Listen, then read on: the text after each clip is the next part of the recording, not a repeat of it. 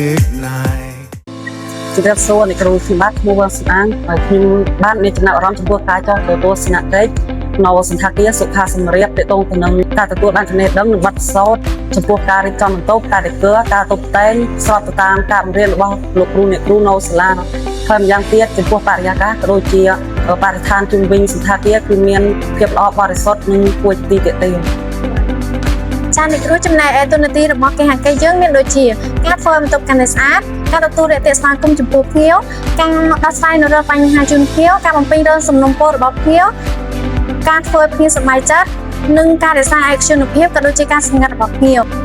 ជាចុងក្រោយនេះខ្ញុំសូមគោរពអរគុណទៅដល់លោកគ្រូអ្នកគ្រូដែលបានដោយនាំពួកនាងខ្ញុំទៅទស្សនកិច្ចសិក្សាសូមអរគុណ